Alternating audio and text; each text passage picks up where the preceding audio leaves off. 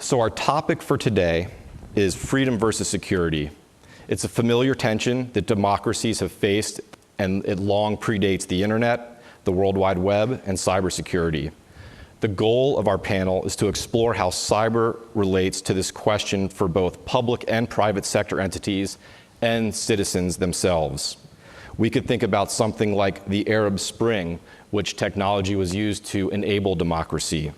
We could also think about the development of fake news as something that could enable a threat to democracy. So we can see that technology can both be an asset and a detriment to democratic development. We could also think about anonymous speech. Organizations like the Electronic Frontier Foundation have recognized the importance of anonymous speech as being critical to democracy. On the other hand, we could also think about attribution problems in the context of cyber attacks. So again, anonymity is both a positive and perhaps a negative for democratic development. And finally, when we talk about cyber, it brings everyone to the table: government actors, private sector actors, individual citizens, and the global community. So with that very brief introduction, I'd like to turn to our panelists to start the discussion here today about how cyber relates to this very broad question of freedom versus security. Each of our panelists will spend about 5 to 10 minutes with some introductory remarks, and then we will open it up to some more questions. So opening thoughts generally, and then also I'd like you to comment on this initial question. Does cyber change the freedom versus security question?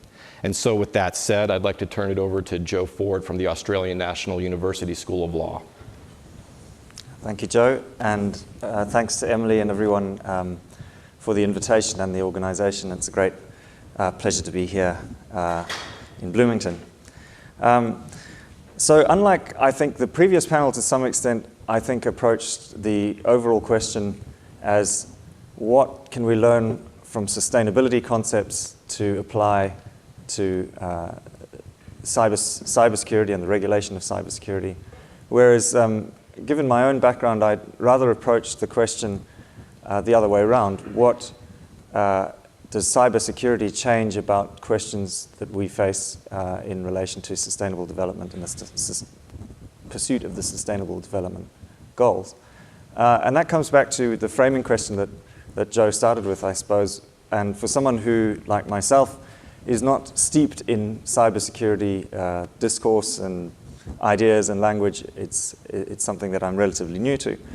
I suppose I approached it from that initial angle, which is if the tension between freedom and security is a familiar one to our institutions, at least in so-called Western or democratic countries, does adding cyber to that freedom versus security sort of sentence, is that just a different context for a familiar set of questions, or do we need a completely different set of questions altogether? So is it just, well, the freedom versus security tension or balance, in brackets, in a cyber context, in cybersecurity context, or is there something about the scale, significance, and pace of change of cyber-related activity which makes these old familiar questions and the old familiar balance, which our institutions hopefully are geared up to accommodate, does it make those challenges ones that are completely different? The other, because again, maybe I'm a lawyer and too attuned to words, but when I first encountered the panel topic, my first question was to ask, whose security and whose freedom? And I think if you approach this panel question from the perspective of sustainable development and that kind of an approach,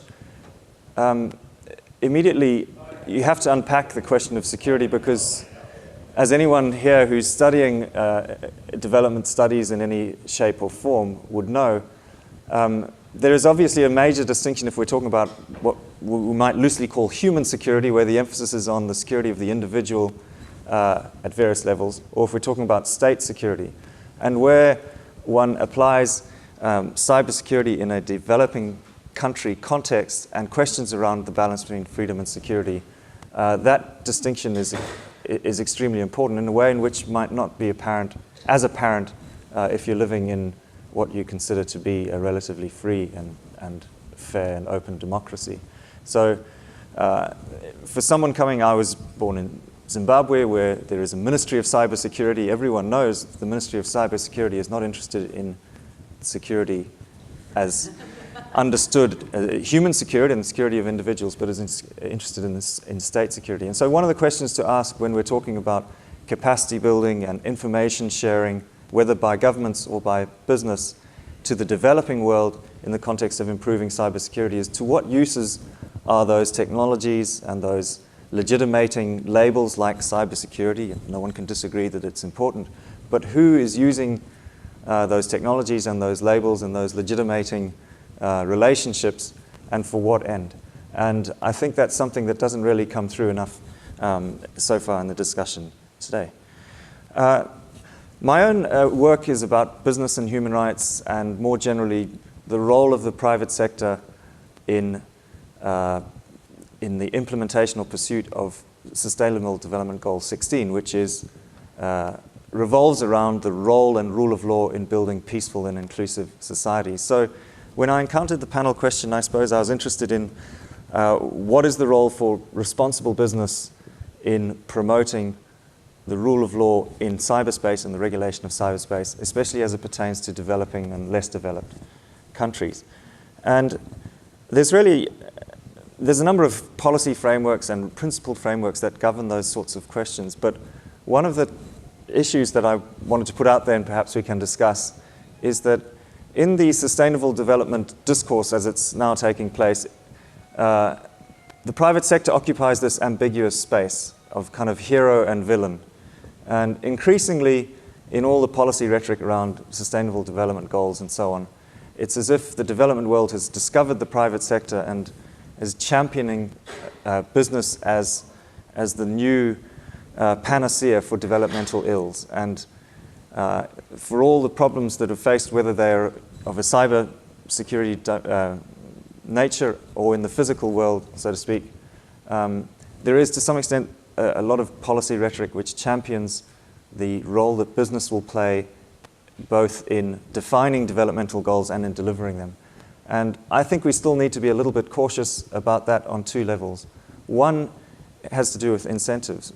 If we talk about digital divide or sharing capacities so that cybersecurity is capable, however defined, is capable of being enjoyed by more people in more places more often, what are the incentives for business and the private sector to become involved in that capacity building, that technology sharing, which might bridge this so-called digital divide? So there's a lot of assumptions in all the policy frameworks around when you add cyber and sustainable development in the same sentence. There are a lot of assumptions that business will see some immediate commercial and other incentive to be involved in those kinds of capacity building and sharing activities. And I'm not sure that those incentives necessarily exist.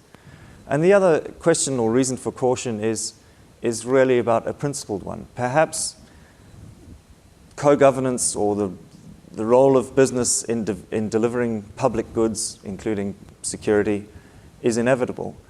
But there are still questions to be asked, especially in other parts of the world where the government doesn't necessarily have individual citizens' interests at heart, is to ask questions about the propriety of giving such an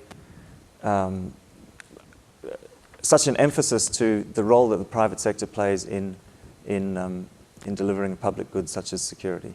And I think a lot of the excited rhetoric that one sees both in the general development debate about the role that business will play in promoting the rule of law. So the UN, for example, has a Business for the Rule of Law program. And at first glance, it's very attractive. It's what could be wrong with the private sector making not just indirect contributions to the rule of law by not behaving in ways that undermine the rule of law, but making explicit contributions to the rule of law. So companies training judges in the countries in which those companies wish to invest. And those sorts of questions, at first glance, have been taken as quite appealing. But I think there's still a lot of questions we need to ask ourselves about what are the incentives, both commercial, for companies to be involved in explicitly delivering development outcomes like SDG 16, peaceful and inclusive societies based on institutions and the rule of law? And what are the dark sides of this discourse which legitimates that kind of contribution in a way that I think we still need to question a bit?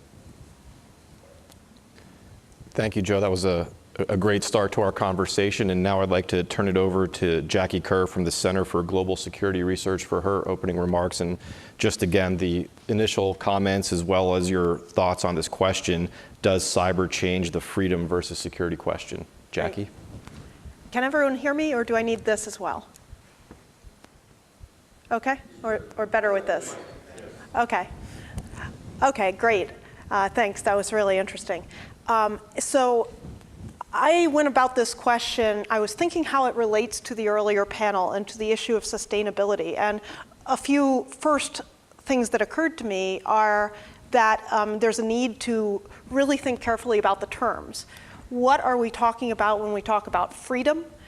And what are we talking about when we talk about security? And then what is it that we're talking about sustaining? And so to a certain extent, there are different understandings of freedom in different democracies and within democracies. We can talk about freedom of speech, freedom of expression. We can talk about individual privacy as a type of freedom. Also, when we talk about security, there are different definitions. We can talk about the security of individuals, human security. We can talk about the security of networks and of computers, digital security. We can talk about the security of a nation state, national security. And these each have different implications for how these must be balanced. So I'd like to pin that for thinking about throughout the discussion. Second, with regard to sustainability and what it is we're trying to sustain, we need to think about how that applies to this balance. Are we seeking to find a sustainable balance between security and freedom? In that case, are we talking about a sustainable sort of democracy, sustaining the type of balance we've worked out, however wrought with tensions in the past, between security and freedom? And which aspects of that are most likely to prove difficult to sustain? So thinking about that, I thought it was useful to reflect on the question from a perspective of a few examples. So my answer to the question of whether freedom versus security is changing in the digital era would be that the answer is both. There are ways in which cyber does not fundamentally change freedom versus security as a trade-off, a balance. It always has been wrought with tensions, and there are mechanisms within democracies through which we reconcile these. And it's a continuous balancing act. But it requires thinking about that anew in the new medium. On the other hand, there are ways in which the attributes of the medium itself, the array of actors involved, and the transnational or global scope of some interdependencies do challenge the basis of some of the existing solutions, and even fundamentally alter the problem set and require new paradigms and solutions. To get at this, let's think about a few examples of types of security challenges emerging in cyberspace or through cyberspace, and how addressing these challenges can raise tensions with protection of freedom. So online speech and internet freedom of expression, or the freedom of expression in general in a digital era in which things can be recorded, in which our data about things we say and do can be recorded. How do we think about this? Well, it was mentioned the Arab Spring and also the issue of fake news or disinformation recently, and hate speech. There's been a real about-face in how we talk about these issues in a democratic context in recent years. So my background a little bit, I got into this topic space first by working as a software engineer at a security firm way back, but then more recently by working on a dissertation topic as a graduate student that focused on internet policy in non-democratic contexts and how that was evolving. And you saw back 5, 6, 7 years ago a wide panoply of different approaches being taken by states to try to control or to try to control the domestic use of the internet within their borders for the sake of national stability and often thought of in terms of national security. So you saw censorship, you saw efforts to produce content and things like this. And at the same time, the US and Western democracies were often commenting on the need for freedom of expression online, the need for internet freedom. Many of you might be familiar with a famous speech by Hillary Clinton at the Museum when she was Secretary of State about internet freedom. And this was not seen as a problematic issue in Western democracies, where we approached it from the perspective we've always approached freedom of expression, which especially in the US, with First Amendment protections, was seen as something that was a non-issue. We didn't have to worry about free expression online, founded to some extent in a Millian sort of approach to thinking about the commons of information as something that the more ideas are out there, the better for everyone. The best ideas will rise to the top. This is for the good of society. And, but this was operating, and these ideas had emerged in a setting in which there were different mechanisms for how information spread. The technologies were different, the medium was different, which comes to this issue of what has changed, what are the things that can fundamentally change this balance. So the attributes of the mediums we used for public discourse in the past, print media, news media on televisions, broadcast, there were mediators, there were editors, and there wasn't as much of a free-for-all. And there was a free-for-all on the street corner and in self-published newsletters and things like this, but those weren't as broadly distributed at real time. And so the speed and scale at which information of any sort produced by anyone can be reproduced and sent anywhere in the world has fundamentally changed. Now, what we've seen with some of the recent events around hate speech, around disinformation, is that, in fact, there are ways in which some people in democracies are now starting to be concerned about the role that this kind of information spread can play. And that maybe it's not always the case, if you think of it from a social good for the democracy perspective, that all information that gets out will have a positive effect because the best ideas will rise to the top. The mechanisms by which information spreads and gets spread between people online are different than in previous medium environments. So that's one issue that raises questions for how to think about this. Second issue, the array of actors involved. Well, taking that topic of internet content, the array of actors also involves nation states in this case. We've talked about private sector actors, the platforms. The platforms are different than old news media actors, for example. But it's important to think about the role of the national actors here, because this allows a greater engagement in the media space of other countries by people in another country across borders than ever was the case before. And the way the World Wide Web was initially conceptualized was global, transnational in scope, a transnational communications commons. And so if you have countries that have very different views of what is acceptable public speech, and even within democracies, as we've seen between the US and Europe, there are significant differences in where the limits of this are drawn, even though there is a belief in freedom of expression in all of these democracies.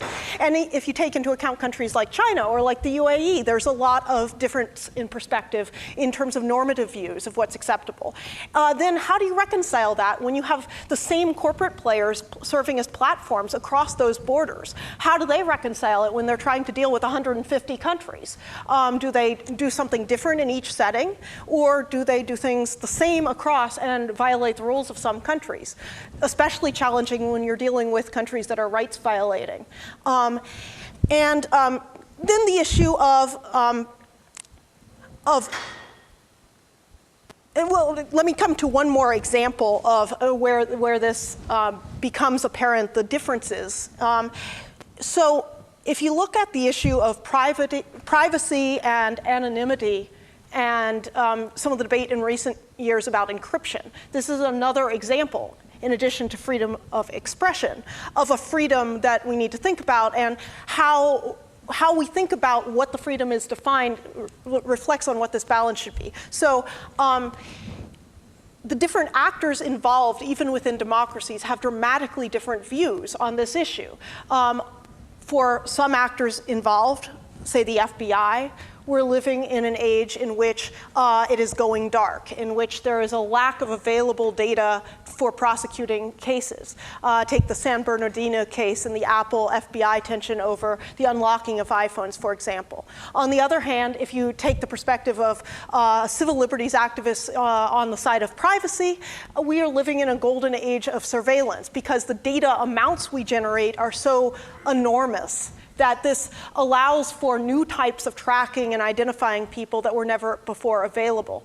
So these issues are, on the one hand, the same old issues, but on the other hand, made much more complicated by the global scope, by the actors involved, and by the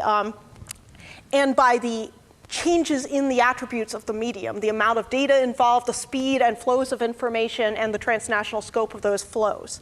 I would like to end by emphasizing one issue which I think is particularly important and came up a little bit in the last panel, but I think might be particularly important to dwell on a bit more, coming back really to the opening remarks, which is the issue of the national interests of states in security, and in particular military security and intelligence online. And I think this is the place where the analogy to sustainability becomes complicated and difficult, because when we talk about things like labeling organics or labeling safety of products, I like to think about it as if in the days of the Titanic, you had labeling of the Titanic as the safest ship ever, but the icebergs had teeth and went after ships that were supposed to be safe. There's a reflexivity to this that is a little bit different, because labeling something as a super safe network can make it the target. That's one thing. Another thing is that you have a real tension between the interests of national governments, including democracies, in relation to their national security from a military and intelligence perspective on the one hand, and on the other hand, the global public good commons aspects of the internet and cyberspace. And I think that the Microsoft initiative of a Cyber Geneva Convention brings this to a home. I happened to be at a conference last year where that presentation was being given on the day the WannaCry outbreak was announced. And it was quite poignant in that this was a Microsoft vulnerability that could have been dealt with sooner if this vulnerability had not been kept secret from the company by the US government. So it just brings home the tensions in this environment if you think about the nation state role.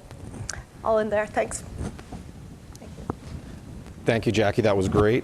And for our final opening remarks, Wafa Mamooli, the Vice President and Chief Information Security Officer from Eli Lilly and Company.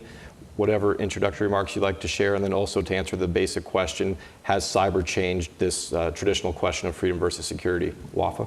Excellent, thank you. What a diversity of thoughts, Joe and Kate, very good. I'll take us from a business lens perspective. So first, for those not familiar with Eli Lilly, so we make medicine, we innovate to make medicine to make people's lives longer and healthier. That's what we come to do every day. Any of you here has or know anyone having diabetes? I'd expect almost every hand to be raised. So my job is very simple, and my organization's job. My job is to make sure that every day, the scientists, the researchers, the doctors, the technologists, all the quality people, the manufacturing people, when they come to work, we can continue to innovate so that we find drugs that meet unmet patient needs and that make people live longer and healthier lives, that we can manufacture those products in the safest way we can, because we are giving products to humans, and that we can get those products in a safe way to the markets and in the hands of those patients that you just raised hands for. It's that simple. Back to the question of freedom versus security. Well, I'm going to go the same line here, and I'll say it depends. And let me first give a perspective that I believe that this issue is way beyond cybersecurity. I think this issue is about, we're talking in all these conversations about the technology, the digital, the artificial intelligence, whatever you call all those fields that are bringing outstanding opportunities to society, and I'll describe some, but they're bringing risks. So I tend to be an optimistic person. My job is hard. It's a hard job to fill when you are of that nature. But before coming to this job, I led digital innovation for our diabetes business. And my job was to figure out with our teams a way to find connected devices so that those patients who are taking insulin or taking diabetes drugs can meet their A1C, their blood glucose level outcomes easier, because more than half of patients never meet the target they need to get at.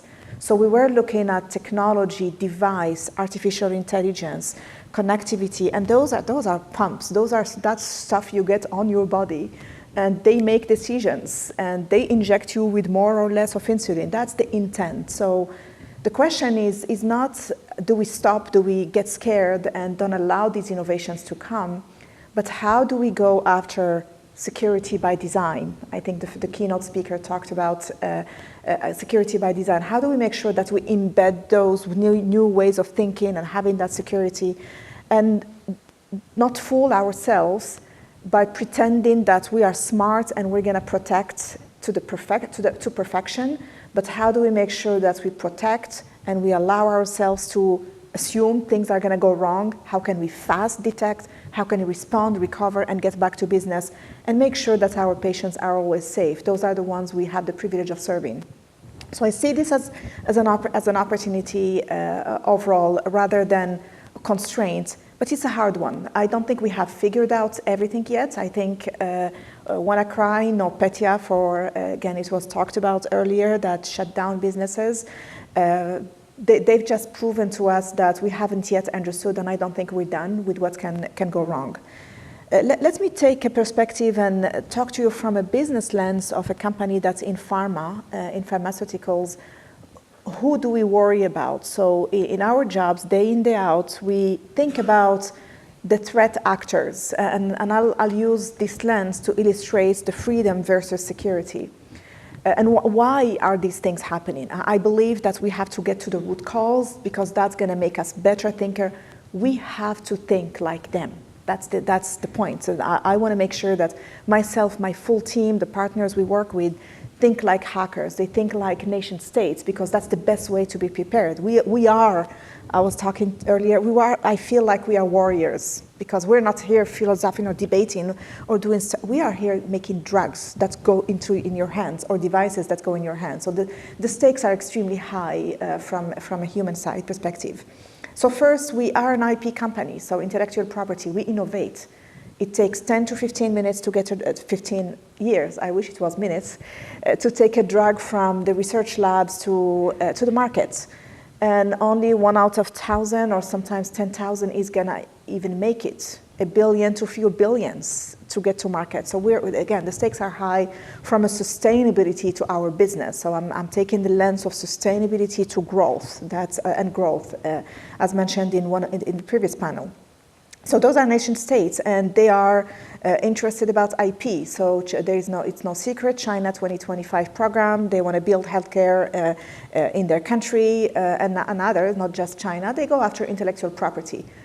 They're going to be extremely sophisticated, because they're going to be motivated, they're going to be well equipped. So that's the first side of threat actors. It doesn't mean that we're going to stop our walls and build a wall or whatever it is between China and all the rest of the world where we serve to the customers. We do have business. We serve the same patient, the patients that are in China as well. But how do we allow our business to be sustained and our innovation while someone else is going after our intellectual property? So that's the first set of actors. The second one, well, we have cyber criminals. We are like any other business, ransomware growing every day, and 2017 was a record year of that, and we expect 2018 to continue like that. Ransomware says cyber criminals. There is a business out there. Anyone having a business insight or lens? When there is money, things work. Well, it works. They make money. It's an easy way to make money. They don't even need to penetrate our network. They just need one user to click, and we are in, or they are in. So how do we think about those cyber criminals? They might not be extremely sophisticated, but they use the human side of and the human shield that we have at Lilly, our employees, our workforce, to get to whatever motivation they have. So how do we sustain? Again, we're still open to internet. We're not going to close and not have our workforce receive emails or click on any website whatsoever. But how do we make sure that we protect so that we have a path of sustainability to Lilly? So these are issues as well that businesses like ours have to think about. And after that, we have the cyber criminals that might not even be going after us. They might be going after other business, or in the NotPetya case, the intent was not to shut down Merck or Maersk or FedEx. The intent was to harm Ukraine through one software in the supply chain, a software like, think about like TurboTax, the one we have in the US. That's what it was. And well, everything is connected. We're in an era of internet. We're in an era of everything talks to everything, which is great. But then suddenly now we can be attacked by any place because we are connected businesses. So again, it speaks to all the diversity of the players. For us, it's how do we engage at the policy level, and we do. We don't want everything to be regulated because hackers are not going to read policies and keep us alone. We might have a policy if we're not doing a good job of technically and humanly and from a process side building that in the constructs and the fabric of our business. Policies are not going to help us. So we think about it that way. How do we make sure that the innovation continue to happen and we think like those threat actors, whoever they are? And by the way, they are smart, they are agile, and way more agile than any of our businesses. Lilly is a 142 years company. We don't operate like those businesses. They are businesses, and they're competing and they're acting against everything that we have. So how do we think about that? So again, the answer is it depends. We have a duty and a responsibility in society, and these are the technology providers, the science providers, the people side, universities like IU. How do we make sure that we build up the skills, we build up the talents, so that we think with the risk management hat, we're not going to protect against everything, we're not going to be resilient to everything that happens, but how do we think about everything that's needed so that we continue to have sustainable society, sustainable businesses, sustainable economies, and so on. So from the business lens, that's how we think about it. I don't think we're done. I think it's I think that technology evolved at a faster pace that we understood. Technology, big T. I don't just mean information and technology. I mean everything.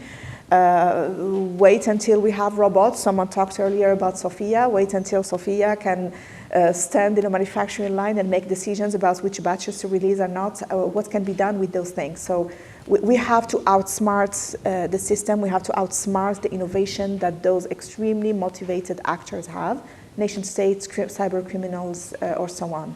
So that's how we look at it from the business lens perspective. Thank you, Wafa. That was wonderful. So before we ask questions, I just wanted to offer the panelists if you would like to respond or add on to any comments that any of your panelists had mentioned. Well, I mean, thanks. I guess one of the things that is different about when you add cyber to sustainable development is that in contrast to some other kind of conversations you might have about that, the technologies, as I think Megan pointed out, the technologies themselves are owned or controlled or created almost exclusively by private sector actors, not by state ones. And so that does change the question a little bit in terms of these questions: what is the role of responsible business in producing the rule of law in cyberspace in a developmental context? I think it does change that to some extent. And I think Megan's point in the previous panel was, if business is responsible about the way it uses and retails these technologies, then there is less scope for state and other actors to use these same technologies in ways that might undermine both freedom and security.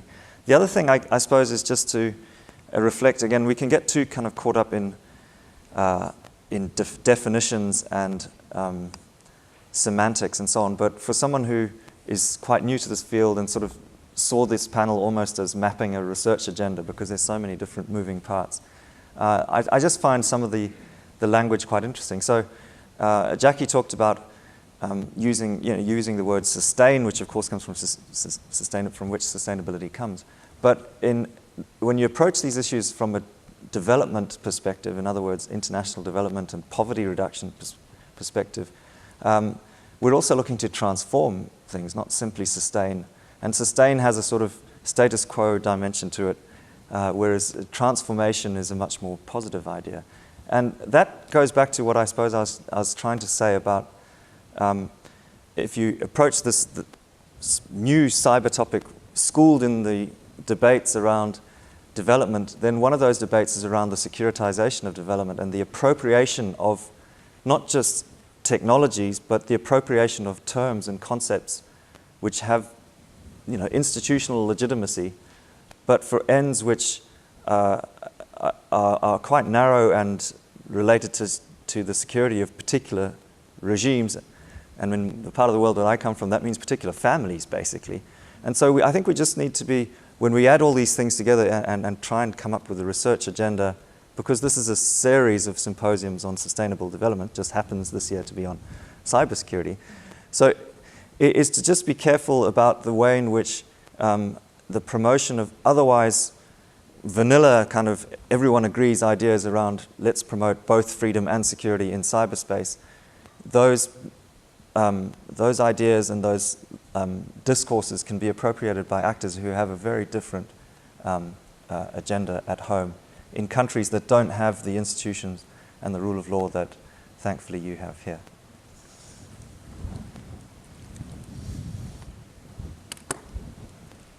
Yeah, thanks. I also would like to re-emphasize the point that Megan made, which I think is excellent, that the role of responsible business here can be to close the aperture of how much damage can be done by other actors. And that I've spent the last couple of years in national security-oriented contexts, and I've come to the conclusion that there is no stopping the securitization and militarization of cyberspace. State actors are too invested in this. In some ways, it has positives for global security. In some ways, it has negatives. It can do things without doing as much physical damage or as much loss of life. On the other hand, it creates security dilemmas, which we still are trying to deal with, and there are no clear norms so far. But it doesn't seem likely that that is going to stop. You have an ongoing proliferation of military cyber units in different countries. On the other hand, the more the private sector can do, and with the help and support of activist civil society, consumers, and so on, to make there be less low-hanging fruit, to make things much more secure, make networks less penetrable, consumer and user data less easily breached. That will go many miles towards making it less the Wild West right now and towards allowing for the long-term sustainability in spite of those other factors. I was just thinking about the analogy to environmental sustainability. So I'm not an expert on environmental sustainability, although I have a bit of an odd background in this, in that I grew up in a family in which my father had worked at EPA, had involved in writing the Clean Air Act, and then runs a sustainable consulting firm working with businesses. And so I've basically witnessed every stage of that secondhand. And what I've seen is a development of stages, some before I was born, and then more recently, starting with Rachel Carson and the activism around obvious environmental damage that was being done, rivers catching on fire can catch attention, but then leading to the creation of the EPA, regulation, a role for the state. But at the same time, gradually morphing from that, which at first was perceived by many companies as adversarial, as against their bottom line interests, towards an understanding by first a few companies that were pioneers trying to align their sort of global or public interest normative goals with their bottom line interests, trying to come up with sustainable business models that worked and seeing that they could figure out a way to do that. And then with the pressure from consumer groups, with labeling and things like this, sort of gradually rolling out from those norm entrepreneurs to the rest of companies. Companies like Walmart trying to make major efforts in recent years, which can change whole supply chains. And so if you see if you think about that, though, at the same time, there have always been bad actors, including some actors that have to do with national security. I just read Daniel Ellsberg's new book, which has this in the front of my mind, the idea that at certain times, whether we believe the line of argument or not, for still applicable today, there have been times at which the national security planning has entailed strategies which, if actually enacted, would likely destroy life on Earth. And the environmental damage would be so comprehensive. And so that was going on at the same time as environmentalism and sustainability was ratcheting up the notches on protection. And I think you can see something of the same messiness with regard to securing cyberspace. There will always be tensions, but if you can do 80–90% of the work through improving security in the private sector, that can play a real role. And I think that other governance models than just companies have to go it alone or state regulation are really important to think about. There's been a lot of tension with regard to the internet content issue recently, and also, of course, there's been tension around more sort of digital security issues around vulnerabilities and secure computing about how much of the responsibility is the company. Companies like Facebook and Twitter trying to figure out how they do their newsfeed or how they do their algorithms so that it is better for the national or public interest. But there's also tension over companies not wanting to do that alone, not wanting to be the sole arbiter of tricky value trade-off decisions. And yet at the same time, regulation can have all sorts of drawbacks, be too rigid a tool.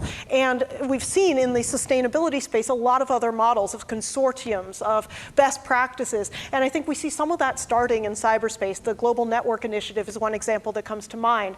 Companies trying to agree on not completely binding standards of best practices and work towards figuring those out together in combination with civil society, with academics, and with some government actors. And I think that those are the kinds of models we can really look to in this space as well. And one other thought which I just wanted to bring up back to my comments about content. I think one of the tensions here, though, when you think about the global issues at stake, is that some of these technologies dig into areas of democracy that countries are used to doing by themselves and that have to do with normative issues. And it comes to a tension in democracy, especially when you talk about things like internet content and speech and where the lines are, which is democracy about rights protection, or is democracy about representation and consent?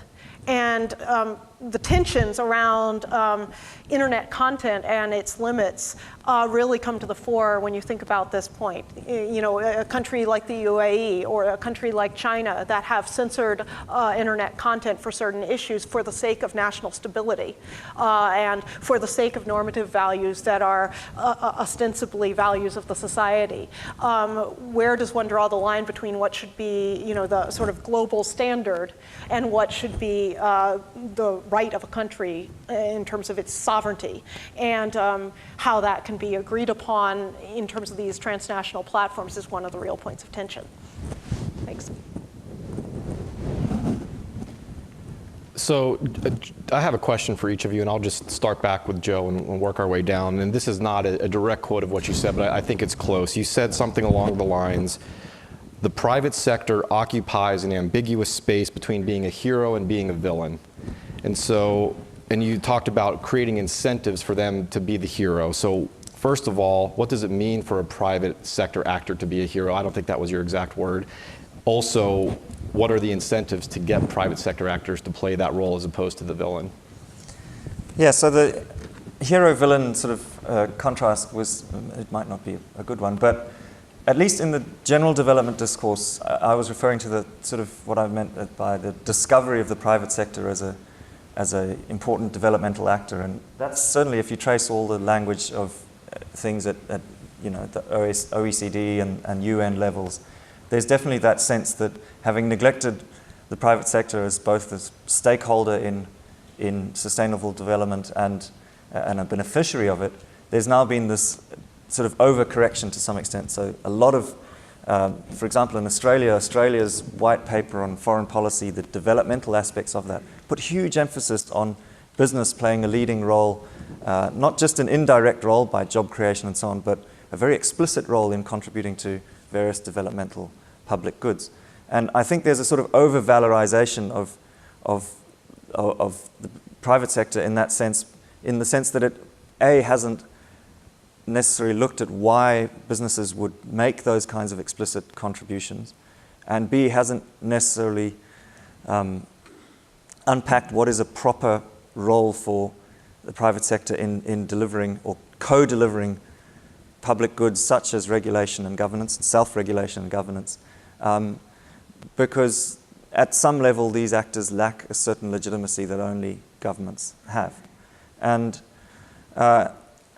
what's interesting, I suppose, to me is that a lot of these questions depend on what part of the world you come from. So there's a recent survey which is quite interesting to me, which is that in the United States, most people are, when we talk about, say, data privacy, most people surveyed are alarmed about the government having access to their data, but are less alarmed about companies doing it because they just accept that as a trade-off for how convenient and useful these devices and so on are in their lives. In China, surveys in China always carry the caveat of all sorts of things, but in China it's the other way around. They just think it's totally normal that the government will know everything about them. They're either resigned to it or they're just jaded about it. But they're much more skeptical of private sector entities having access to their data. So that's just an interesting, we can talk in very general terms about the private sector and the public sector, but one, it depends on where you come from, and two, in some parts of the world, those distinctions are very fluid and not really capable of being sustained. But to, I think, answer your question, say if we go back to Megan's point that a large part of the governance gaps that we have in this area might be addressed if responsible business that is involved in cyberspace and its governance adhered to certain security and freedom principles. I think that debate, and to answer the question, what are the incentives for that, I think that ties into general debates on responsible business conduct and the role of business in society generally, which is until there's a consumer demand for companies to act in a more socially responsible way, then unless there are clear commercial incentives for them to do that, they're not going to do that. And I don't think that either in the field of sustainability more generally or ethical business more generally, and in the field of sort of secure cyber life, there is enough, as the previous panel I think made clear, there is enough of a consumer/citizen demand for secure products and secure activities. Thank you, Joe. Jackie, I have two unrelated questions for you. The first one, you said that you wrote your dissertation on internet policy in non-democratic states. I'm curious, based on that research, do you see any analogies in democratic states where you say this was a problem in a non-democratic state, and now I'm starting to see that perhaps in the US or maybe the UK or other places? So if you had any examples of that. And then my other question is dealing with WannaCry, and you said that the government had information about that vulnerability but did not disclose it. Should there be a law that requires disclosure from the government to private actors of vulnerabilities of that magnitude? Okay, great questions. Okay, great questions. So the first question about analogies to things going on in democracies now, absolutely. So when I was getting into this topic back in the early 2010s, it was shockingly black and white as a debate. You had the internet is the internet. often not specified, what are we talking about, the World Wide Web, social media, is a liberation technology. It is a technology of democratization on the one hand. A lot of people pointing to the Arab Spring and events like that, the Green Movement in Iran in 2009, et cetera. And on the other hand, it's technology of control. And that becomes more and more something people are cognizant of, the more awareness of state use of surveillance technologies and things like this.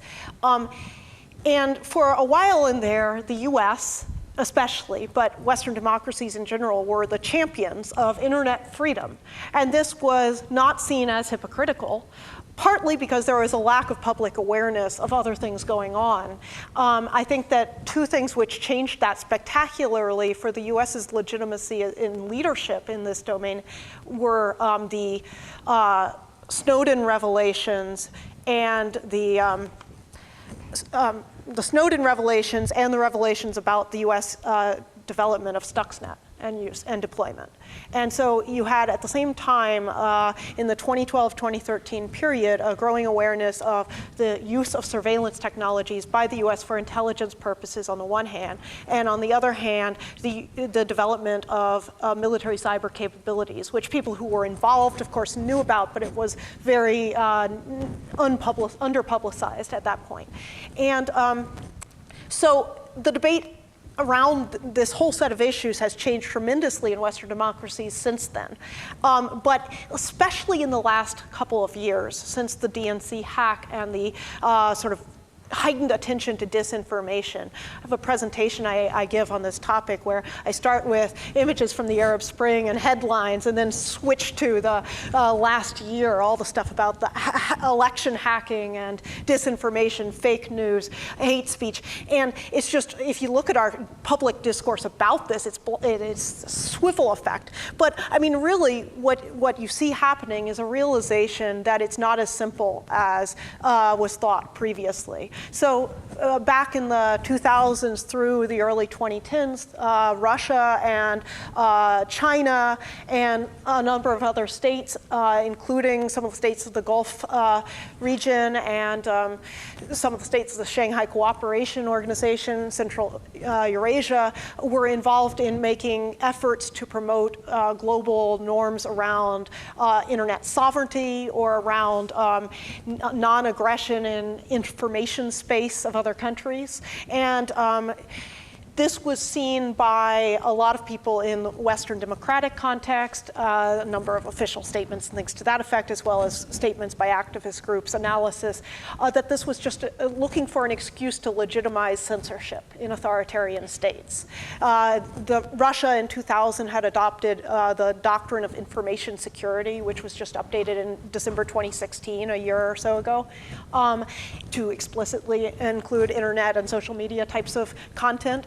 And this doctrine discussed the security and stability concerns about information space, and that information space of a country can be a vector of aggression and so on. And this was really panned by Western democracies as a license for cracking down on its own media and so on. But if you look back, the mass protest movements in a number of non-democratic regimes, especially countries that are sort of these middle faux democracy or hybrid regime types of states that have electoral systems that are sort of a convenient point for protest if the election is seen as not completely free and fair, faced mass protests mobilized online. And so the legitimacy of the concern about stability seems somewhat real if you look back. That doesn't mean they're not, that doesn't mean they're completely democratic or at all democratic in some cases, but the concern over regime survival was a real concern, and the role of information flows in that was a real concern. And yet, that same concern can play a role in democracies as well. You look, one of the first moments of this is the London riots in 2011. But then there have been a number of events where there have been mass protests organized online in Western democracies that have been seen as somewhat risky in certain ways or problematic for the social fabric. And then this most recent turn, the roles of disinformation and hate speech being so prevalently called out, really brings it to the fore. And you see both the US and Europe starting to look for solutions, starting to have collaboration either sort of behind the scenes or more out front between government and the private sector over what to do about internet content. And often framed in the guise of national security, in terms of online extremism, in terms of online terrorism, which is exactly the same language which was used to describe the problem in places like Russia and China 5 years ago. And so, it might be different threats to stability through undermining the electoral system versus threats to stability through calling out electoral violations, but what you have is the loss of middlemen in information mediation processes, which allow those voices that have been most repressed in a society or have been least acceptable publicly to spill out into the open, to avalanche, to have a tipping effect where you have homophily between people who are like-minded, who have extreme views or views which are seen as extreme within that society, even if it's just being dissidents. And so that's a real sort of call to God moment of, realizing that this has been a naive approach, the way we've been thinking about it, and it's much more complicated. And yes, the extreme is the authoritarian state that doesn't allow dissent or public speech, but everything from there over is complicated, and it's a complicated set of trade-offs. So in answer to the second question, WannaCry, shadow broker, the vulnerability equities process, your question, remind me, was when the government is aware of a security flaw of that magnitude, required. Should there be a law that requires disclosure to the company? So this is clearly a point of tension. This is one of the things I was alluding to before, which is that there's and I think this is one of the places where we don't just need state governance. We need other actors involved. We need civil society. We need transnational activism. And private sector has a potential role to play. Consumers can put pressure on the private sector. So there's been a recent update to the vulnerabilities equities process. The vulnerability equities process is the process by which the government decides which vulnerabilities which are discovered by them or disclosed to them should be turned over immediately to the vendor so that the company, say Microsoft, gets to patch it, gets to fix the flaw, or which ones they will hold on to without alerting the vendor so that they can then use them in some way for national security, whether for intelligence gathering or for military weaponization purposes, which would involve building an exploit to that vulnerability in the software.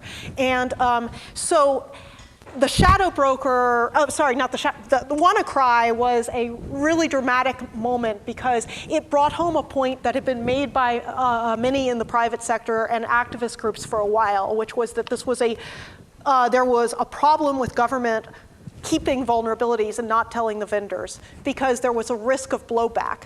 Many of the companies involved, the US has been a leader in software and web applications and all for a long time. And so many of the technologies that these vulnerabilities would be found in would be US companies, multinationals, which had global scope, but it would affect these US-based companies and would affect the US economy, among other things. And so this was both bad for security of networks and of individual users, and it was also bad for the US economy. And so why do this? And the answer, of course, was for intelligence collection, for military use of cyberspace. And this clearly was a tricky trade-off. And the answer given often was, well, we don't keep many flaws, and the ones we do, we keep them very carefully, which proved a little bit of a challenging argument to maintain after WannaCry and NotPetya, because what had happened before that was the leaking of known NSA vulnerabilities that were in the NSA stockpile on a site by a group or individual called the Shadow Broker, which many think is tied to the Russian government, showing that it was capable of hacking the NSA's most secret stockpile of vulnerabilities and leaking them to the public. And then they were used, in the case of WannaCry, by North Korea. And so this just got really messy really fast and brought home the point that this can be really problematic, and that even though the U.S. government was keeping them for their own purposes, they could be used by others with not too much of a leap. And there's been a recent update of the vulnerabilities equities process to try to make it more transparent after this. I think it's a ball in motion, and we'll see where it goes. I doubt that there's going to be a moment at which things change 100% to the turning over of all vulnerabilities, because as I said, I don't think that state cyber commands and use of cyberspace for surveillance are going anywhere. I think that what can happen is public pressure over these issues can make it a tighter process and make less stuff get kept that isn't needed and things like that. And the more pressure in that way, the better for the public interest in this regard. Another thing I'd add there, I think one thing that can add enormously to this pressure and can help tip the interest that Joe was talking about is to start to move towards greater public awareness of the dangers from the Internet of Things. It's one thing when it's just my data, when it's just my identity theft. I mean, but like on the last panel, the comment, we still are humans at the end of the day, even if our bank accounts are broken into and so on. But when you start to have insulin pumps that can be changed so that they kill people, or cars that drive off the road, you're starting to have real physical damage potential. And there, the security threat becomes really frightening. And I think hopefully it doesn't take public incidents to drive the discussion in that direction. Hopefully the discussion can go in that direction before that in order to move the balance of interests a little bit more in this direction. Thank you, Jackie. And Wafa, I have two related questions for you. To sustain innovation in the pharmaceutical industry, what is one area that should not be regulated? And then the related question is, to sustain a free market and fair competition in the pharmaceutical industry, what is one area that is or should be regulated? I can't pinpoint to one area that should not be regulated or should be regulated. I think we have to align at the principle level first, because as the panel here is highlighting and the previous ones, these are extremely complex issues. It's going to take a village, it's going to take an army, and it is about public and sector and consumers and everyone. This is not about finger pointing. This is way harder than anyone can imagine. It's definitely harder than I imagined before entering the field a few years ago. And I can tell you that a lot of commitment and interest and willingness to make changes is happening between the government agencies, between the public sectors, the private sectors, and all of the above. So it is that hard. So what we do not want to get into a regulation, because I just don't think it's right, a regulation that takes us to a route of compliance. We can write every single policy, and policies are written at this level, and if we take them with the lens of compliance, they might not make us secure anyway. So in my team, we always talk about our job is risk management, not compliance. Again, hackers, nation states do not read policies. They don't need exception forms, signs. They don't read all of those things that we think about in a compliance world. And compliance is very critical. We are in a regulated business as healthcare, and compliance is very critical. I don't think that a lens of compliance is enough. It doesn't mean that this should be a Wild West and there is no policy and any of us does whatever we want. No, we do have regulations, and we expect regulations, and a few regulations. GDPR, I think, is a great, in Europe, is definitely a great move towards making everyone responsible and aware and conscious and intentional about the risk we're taking. I don't think it's right for the US, I don't think it's right for society, I don't think it's right for humans to have regulations that make innovation impossible. and by the way, we can't. We're not going to be able to stop the technology revolution that's happening, the analytics evolution that's happening. It can't, because even if we do regulation in one country, these things are international. There is no time where every country in the world is going to sit down and agree on one regulation by which you have all these boundaries, and then it stifles every single thing. I believe more in getting to those gray areas. I think the vulnerability disclosure, we are living through one right now. Spectre and Meltdown, it wasn't anything to do with government or anything. It was discovered by researchers. There is this process between companies and tech researchers. When they find vulnerabilities, there is a very simple process of disclosing. They disclose to 1-2 tech companies. Well, guess what? Every single tech company on earth is impacted. And we're all now scrambling because now we're touching the hardware security. Well, did Intel and AMD and all those chip manufacturers do a bad job before innovating? They didn't know what they didn't know. No one is doing anything on purpose, but everyone is doing things on purpose. It's whose responsibility? It's a collective accountability and ownership. So that's my philosophical statement on both the innovation side and on the commercial side for getting to market. I think that was your second question. I think we have an ethical responsibility to how we deal and how we protect and how we secure the patient information, the healthcare professionals' information. Not everything is equal. We use this example in my company. With all due respect to cafeteria menu, we're not going to protect the same level a patient information, a healthcare professional information, and a cafeteria menu. Shame on us if we do. So it's okay if someone comes in and gets some information about social events or something like that, or cafeteria menu inside our companies, that's okay. But our job is to have that diligence, and society, in its broad term, need to hold us accountable so that we have that diligence and we look through a risk management lens to understand what is it we're doing. And I think the key piece, this takes an international frame. This is not just US, this is not just China, this is not just Europe. Yes, Europe is introducing GDPR. I think it's going to make, again, back to the culture influencing the view of things. The view from Europe on privacy is dramatically different than how we think about it in the US market or in other places. Is it bad or good? Everything is good. It's a good thing. It's making all companies think harder about how we deal about and how we do about privacy. None of those things were completely new, but if we were not doing them, well, now we have to do them. And there are fines that go along that line. So back to the regulations, I think that's principally, they're good, but let's be careful about not making them so restrictive that they stop innovation or they stop go-to-market strategies that make sense for society. Or they just become a compliance thing in a way that I can just check the box and then I'm good, but at the end we are not better off. Hackers and those who are motivated, they have businesses to run, they have their motivations, and they're going to outsmart us. So up to us to be proactive in the way we think, to outsmart the way they think, and to think like them. What could they do?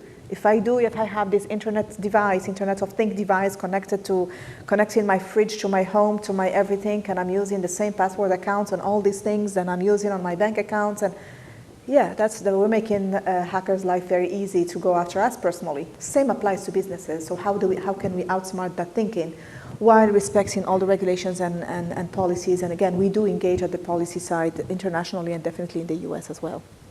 Thank you, Wafaa. I think we have about 20 minutes left, and I would like to turn it over to, we have 10 minutes left, and I would like to turn it over to the audience if you have some questions for the panelists. Joe, while the questions are setting up, can I just thank Wafa for that last point and really reinforce it from my own perspective, because as any lawyer, or at least international lawyer, will tell you, due diligence is an obligation of process, not an obligation of outcome. So exactly. In our search for appropriate models for the governance of cybersecurity and the regulation of it, there is, due diligence models, wherever they're borrowed from, are very appealing at one level because they're familiar and they put the onus on, in this case, companies and so on. But as a lot of the literature would remind us, we need to be careful because that model can drive us, and it was really interesting to hear Wafa say that, can drive us into sort of very narrow corridors of compliance where we stop trying to identify problems and solve them, and just enter a sort of process-based way of thinking. So I just wanted to reinforce that from my own perspective. I thought that was really interesting.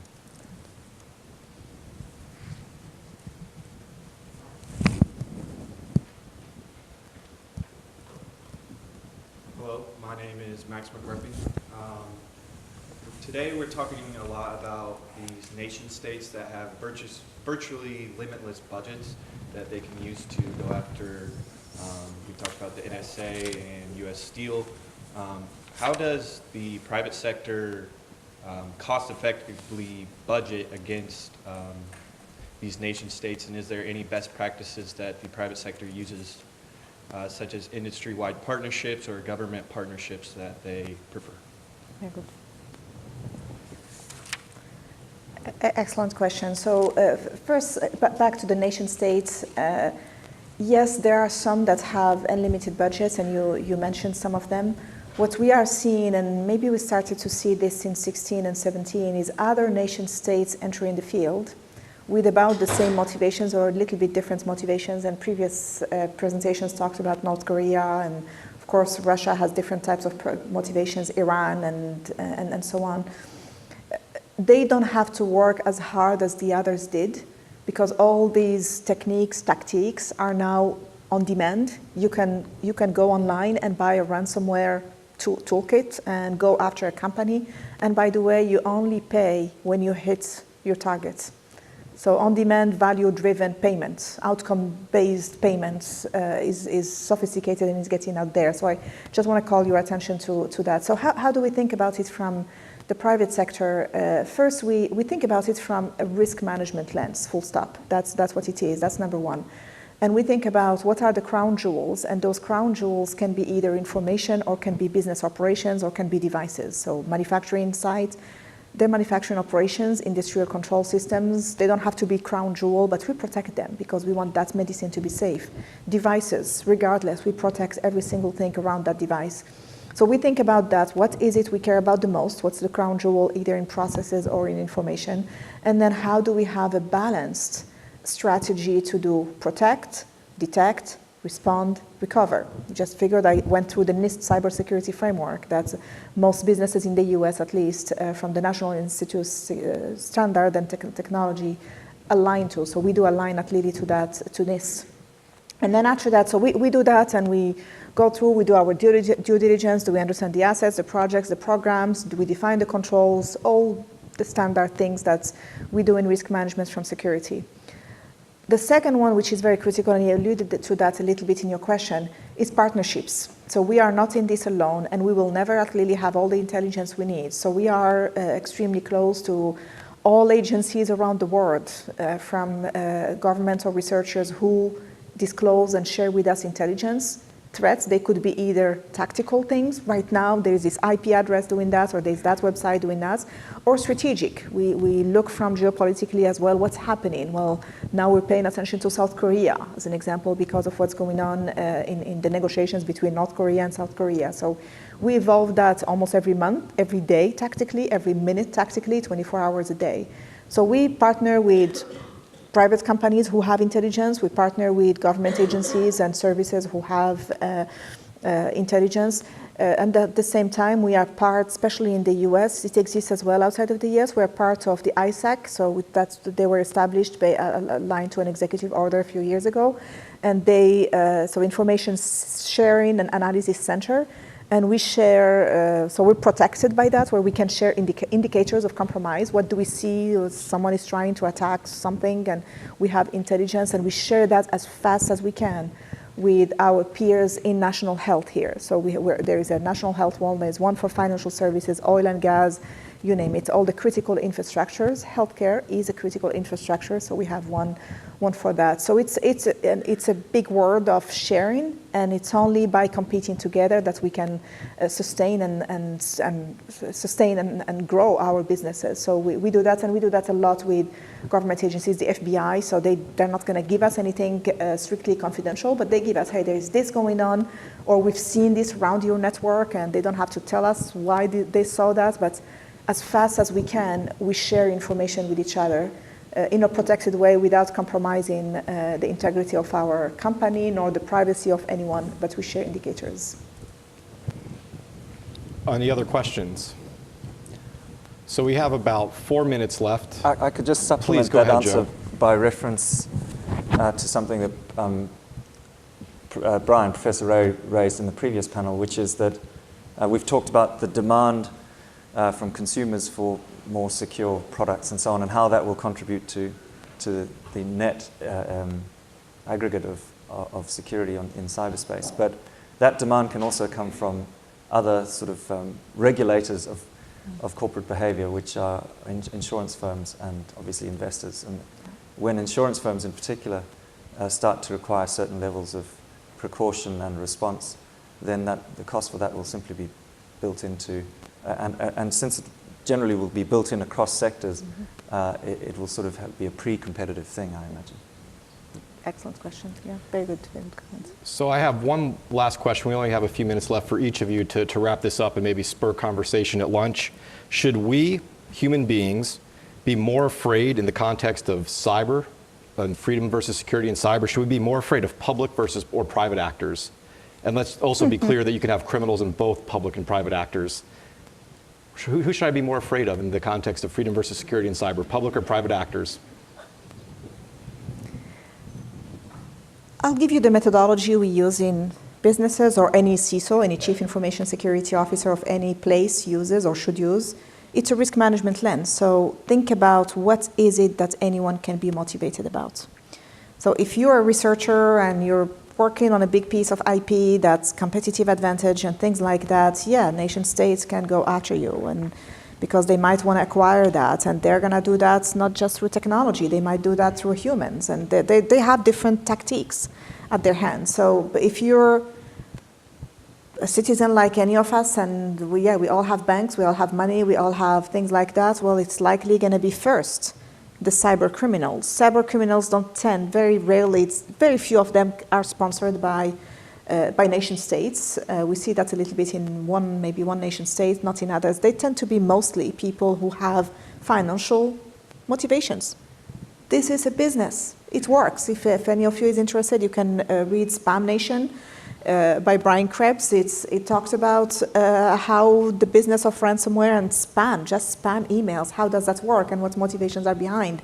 So if you're just a person like any of us, then that's what you should care about. If you're an executive at a firm and you are dealing with merger and acquisitions and things like that, well, guess what? It could be, again, nation state. It could be cyber criminals, but this time motivated about short selling or trading or getting insider information. So always think about what is it you're trying to protect. So apply the crown jewels thinking to you, and then after that, I just want to call everyone's duty to protect yourself. I can't be here and not tell you that. Do not reuse the passwords between your big stuff and small stuff. I know it's hard. Use password managers, patch your devices. If any of you has an iPhone that's not running the latest iOS software that was released this week, please go update that. Go change the router passwords at home. So there are basic, we call them hygiene at work, but they're hygiene in our technology life. We're all connected. That's great. Keep connected and do whatever. If you go and publish everything about your life everywhere, well, yeah, be aware of how those can be used. So again, think like them. I would say. I know that's not the question that you asked, but I just want to offer this to you because I have teenagers or adult kids, and I do this with their kids. They hate that sometimes, and their friends all the time. So that's my perspective. I think it probably depends where you live and what you care about most. Mm-hmm. So there are reasons to be concerned about both, and it's probably one of the most convincing reasons why there's a need for other stakeholders to be involved in governance. Left to their own devices, some private entities can do things which might seem positive for one aspect of this ecosystem and negative for others. For example, I was at a conference on cyber deterrence last year where somebody held up an iPhone and said, this is what we need more of in the digital ecosystem. This will help secure networks, because what's great about it is people can't program it. It's closed. All they do is download apps onto it. And nobody in the room seemed to get that this was sort of ironic and funny that somebody was saying this, because Jonathan Zittrain 10 years ago wrote a book where he starts with the iPhone as the example of the closing of the digital ecosystem so that people can no longer use it to learn and to educate themselves and to create. And that could also have negative repercussions for its economic potential because of killing the generativity of things like the PC and digital platforms that had been a big driver of innovation. People having open platforms on which everyone can learn and innovate and share. And so it was sort of an ironic example of what would be good. Good for security, bad for those democratizing aspects of the technology, and possibly for innovation in the future. So you need people from all of these silos involved in the discussion, because there can be a narrowing of perspective driven at one particular goal, which is a good and worthy goal, but also comes at other costs that those people might not be aware of. I think that in some settings, one matters more than the other. If you live in a country that doesn't value human rights that much, then having your data kept by the government might be more frightening than having it kept by private entities that are global companies, although it depends how cozy a relationship those companies have with your government. On the other hand, if you live in a more robust democracy, maybe you're more concerned about companies retaining a ton of data because they think they might be able to use it in the future and not having good network security that could come back to bite you in all sorts of embarrassing or bad for your finances, et cetera, sorts of ways with data breaches, or just being the target of all sorts of rampant advertising you don't want. But so I think one has to be mindful of the context, and it's important to have other actors in the room. And just so we don't keep people from lunch for too long, a very short answer, please, Joe. I would just endorse that answer, which is it depends where you live, because this is a sustainable development symposium, and in many parts of the developing world, that distinction will be highly significant in terms of who an individual might fear the most. To some extent, fearing both, but also, I mean, as I said in my opening remarks, the distinction between the public and private sector breaks down at all sorts of levels, and we don't know necessarily if something's being done by China as the UN Security Council seat holder and veto holder, or China Inc.